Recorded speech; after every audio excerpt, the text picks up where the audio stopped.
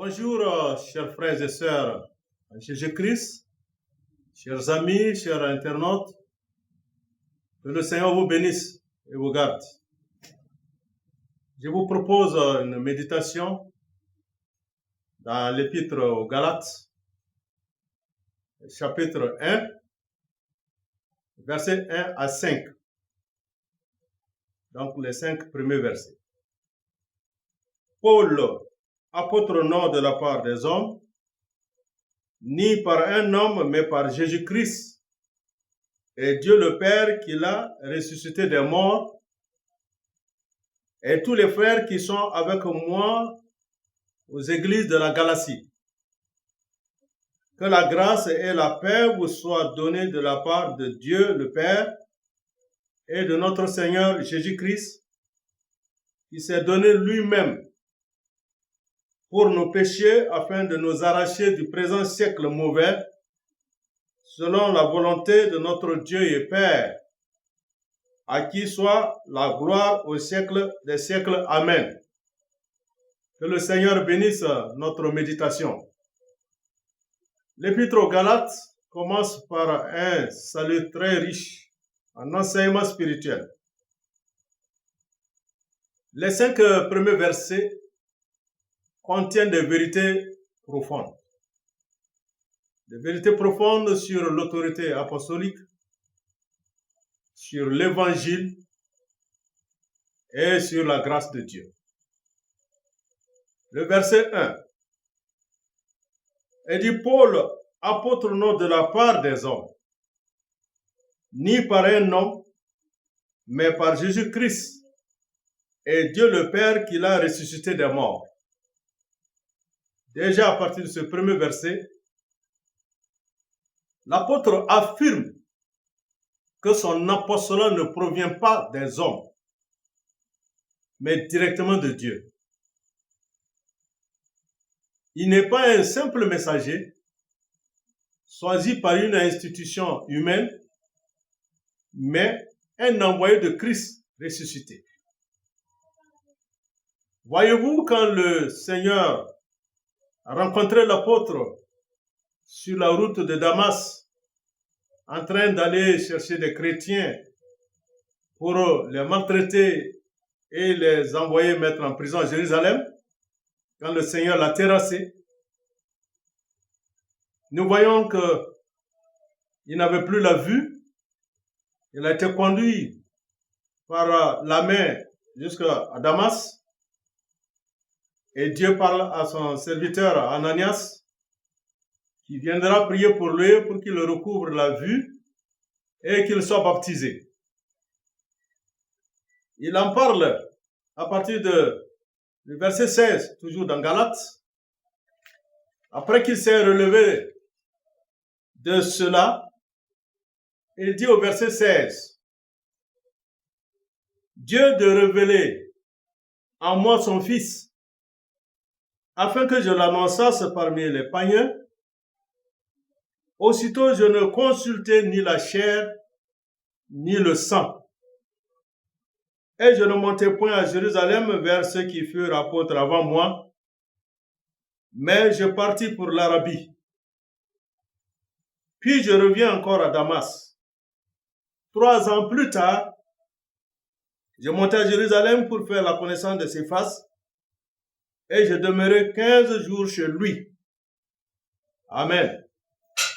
Donc nous voyons ici que dès qu'il s'est relevé, il a continué directement en Arabie. Il n'est pas allé consulter les apôtres qui étaient avant lui. Ça, il a été enseigné directement par le Seigneur. Il était au pied du Seigneur. Et c'est 3 ans plus tard qu'il va revenir à Jérusalem. Et même cela, il n'a même pas vu tous les apôtres, si ce n'est pas Jacques. Il dira dans Tite, le chapitre 1, le verset 3, que sa prédication, la prédication qui lui a été donnée, c'est d'après l'ordre de Dieu, notre Sauveur. Amen. Donc la prédication lui a été confiée selon l'ordre de Dieu. Et cela établit que son message porte l'autorité divine et qu'il est directement lié à la volonté de Dieu. Nous devons reconnaître que la véritable autorité spirituelle vient de Dieu. C'est Dieu qui choisit. C'est lui qui appelle. C'est lui qui envoie. Et c'est aussi lui qui équipe pour la mission. Tout ministère ou service doit être centré sur l'obéissance à cet appel divin. Forcément. Dans Jean 15, verset 16, c'est Jésus qui parle. Ce n'est pas vous qui m'avez choisi, mais moi je vous ai choisi et je vous ai établi. Personne n'a choisi Jésus, mais il dit que c'est lui qui nous a choisis et qui nous a établis. Et dans Éphésiens 4, à partir du verset 11, nous voyons le ministère que Jésus donne. Il dit, il a donné les uns comme apôtres, les autres comme prophètes, les autres comme évangélistes, les autres comme pasteurs et docteurs, pour le perfectionnement des saints en vue de l'œuvre de ministère et de l'édification du corps de Christ. Alors, par conséquent, si c'est Jésus qui nous a choisis, alors c'est aussi lui qui donne les ministères et non l'homme ou une institution quelconque. Le verset 2 de Galates 1. Et tous les frères qui sont avec moi aux églises de la Galatie. Amen. Nous voyons l'apôtre Paul, il souligne ici qu'il n'est pas seul dans son ministère. Il est accompagné par des frères. Donc il met ces frères-là à l'honneur. Ainsi, il met en avant la communion et la solidarité spirituelle. Alors son adresse est à des communautés chrétiennes, montrant que l'évangile est destiné à l'Église dans son ensemble. Oui, l'Église est une famille. Dans Matthieu 18, verset 20, Jésus dit, « Car là où 2 ou 3 sont assemblés en mon nom, je suis au milieu d'eux. » Bien-aimés frères et sœurs, notre foi ne se vit pas en solitaire, mais en communion avec d'autres croyants pour porter le témoignage de l'Évangile et se soutenir dans le service de Dieu.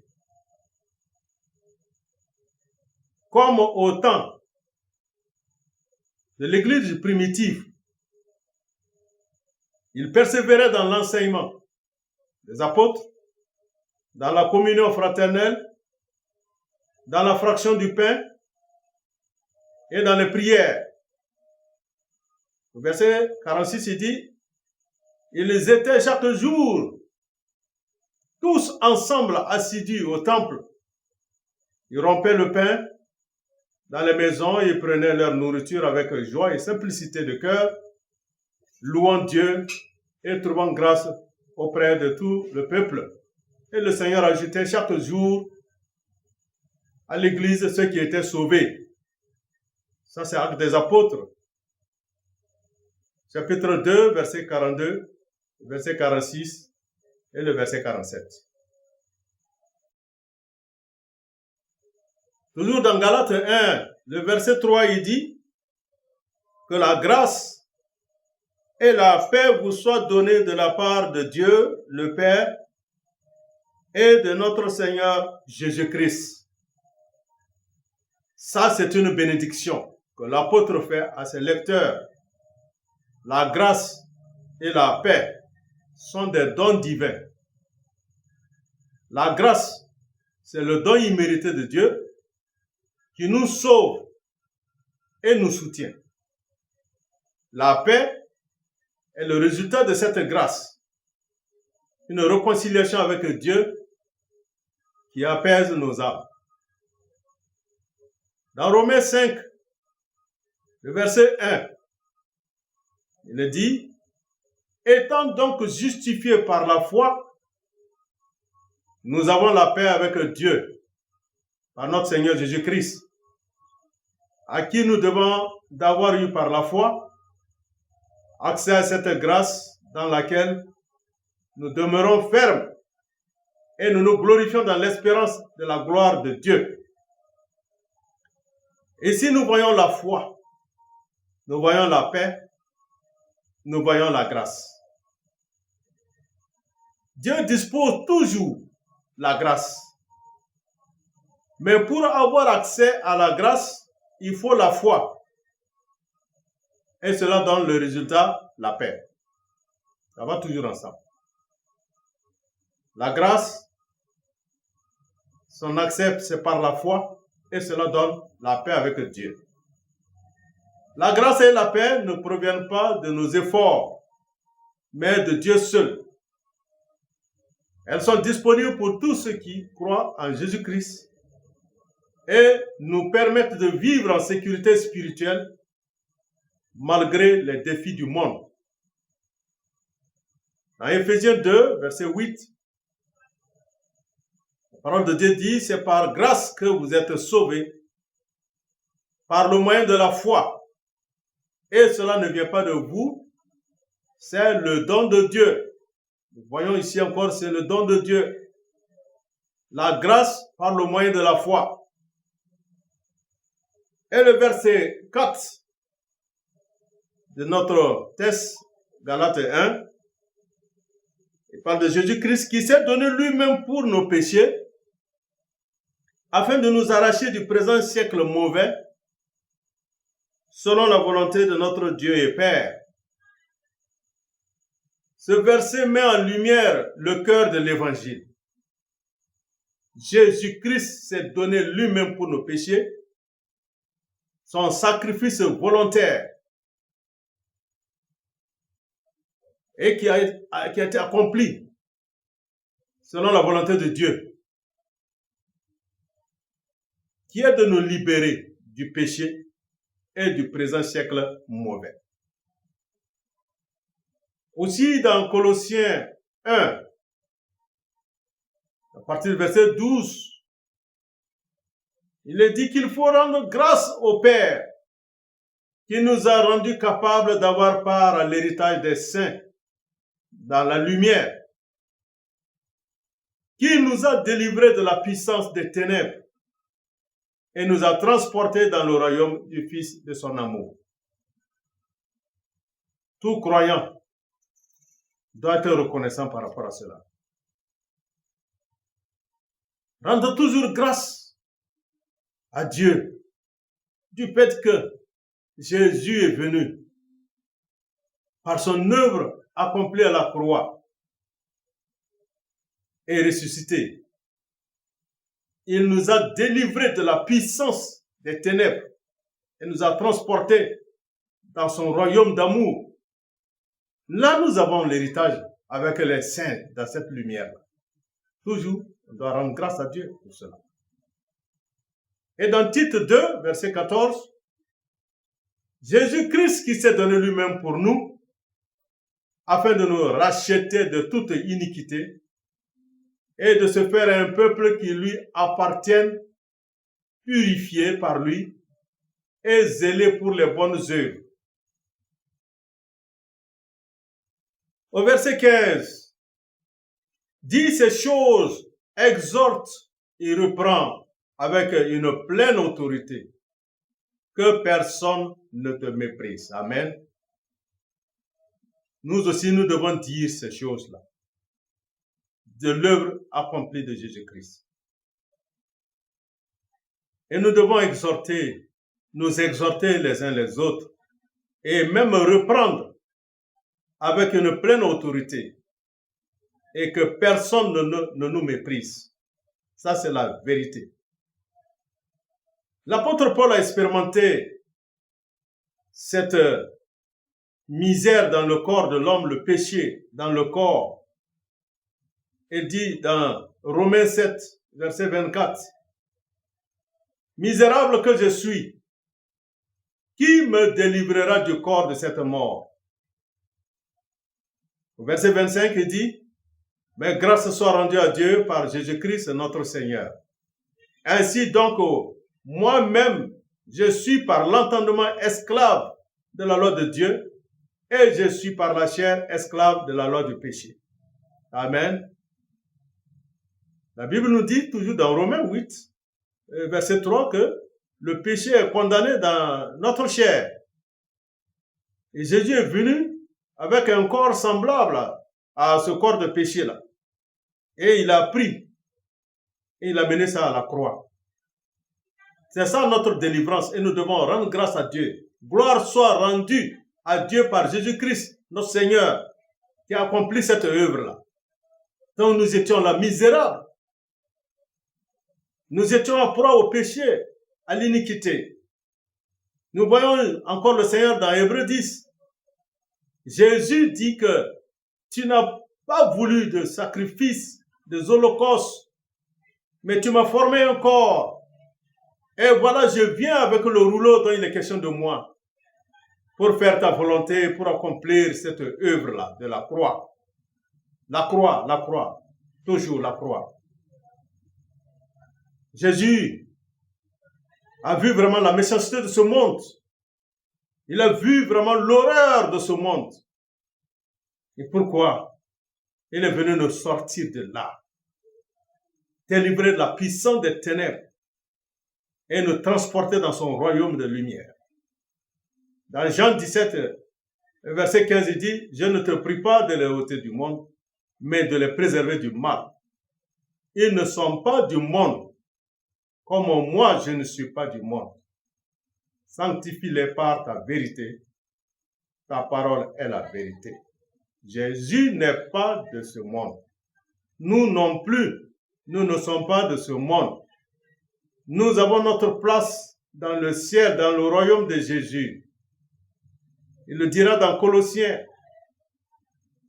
Oui, si vraiment vous êtes ressuscité, il faut vous affectionner aux choses d'en haut. Vous désirez les choses d'en haut et non à celles qui sont sur la terre. Si toutefois vous êtes mort et vous êtes ressuscité. Dans Romains 12, verset 2, il dit, « Ne vous conformez pas au siècle présent, mais soyez transformés par le renouvellement de l'intelligence, afin que vous discerniez quelle est la volonté de Dieu, ce qui est bon, agréable et parfait. » Amen. 1 Jean 2, 15. « N'aimez point le monde, ni les choses qui sont dans le monde. Si quelqu'un aime le monde, l'amour du Père n'est point en lui. » Nous ne pouvons pas aimer ce monde-là. Si nous avons l'amour pour ce monde, l'amour du Père n'est pas en nous. C'est à cause de cela que Jésus est venu donner sa vie pour nous arracher du présent siècle mauvais.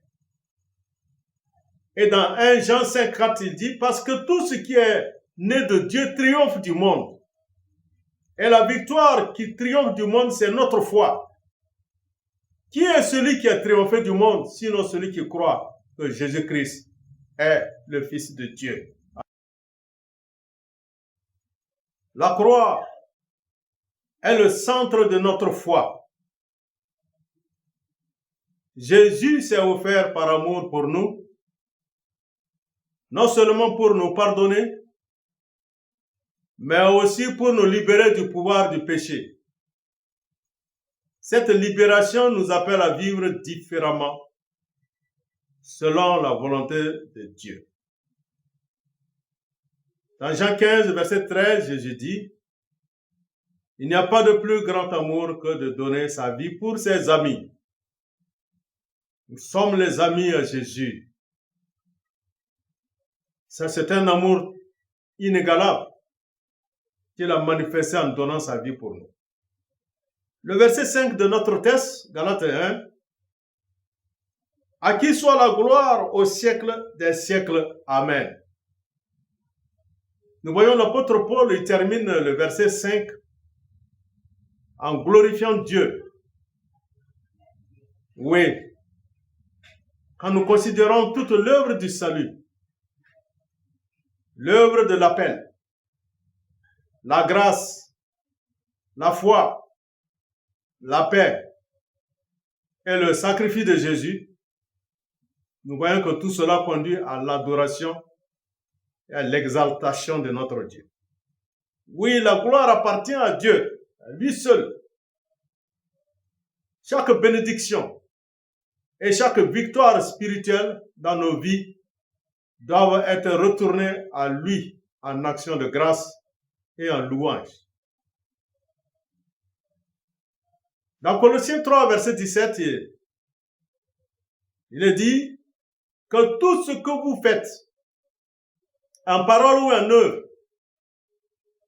faites au nom du Seigneur Jésus-Christ, en rendant par lui des actions de grâce à Dieu le Père. Amen, amen, amen. Nous voyons que ces 5 versets de l'Épître de Galates nous rappellent les fondements de la foi chrétienne. L'appel divin. Il dira dans Romains 8, 28, ceux qui sont appelés selon son dessein, car ceux qu'il a connus d'avant, il les a aussi prédestinés à être semblables à l'image de son Fils, afin que son Fils fût le premier-né entre plusieurs frères, et ceux qu'il a prédestinés, il les a aussi appelés, et ceux qu'il a appelés, il les a aussi justifiés, et ceux qu'il a justifiés, il les a aussi glorifiés. Donc nous voyons l'appel divin, nous voyons la grâce de Dieu, nous voyons la foi, nous voyons la paix, nous voyons le sacrifice de Jésus-Christ et nous voyons la gloire. Amen. L'appel. Ceux qu'il a préconnus, ceux qu'il a connus d'avance, il les a aussi appelés. Et ceux qu'il a appelés, il les a justifiés. Ceux qu'il a justifiés, il les a glorifiés. Tout cela, nous voyons la grâce au moyen de laquelle la foi et nous avons la paix par le sacrifice de son Fils et la gloire maintenant lui revient. Il nous invite à une vie centrée sur l'Évangile, nourrie par la communion fraternelle et marquée par une louange constante à Dieu.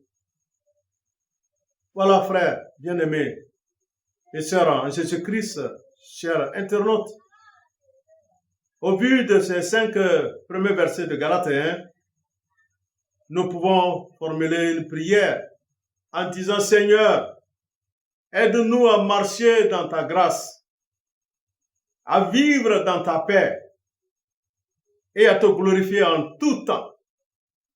Oui, nous avons la paix avec Dieu par l'œuvre de son Fils accompli à la croix.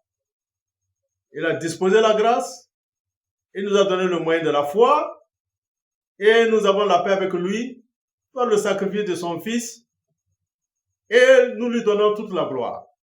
Alors qu'il nous donne vraiment de marcher dans cette grâce et de vivre dans la paix et à le glorifier en tout temps. Voilà, que le Seigneur vous bénisse, le Seigneur vous garde. Au nom de son Fils Jésus-Christ. Amen.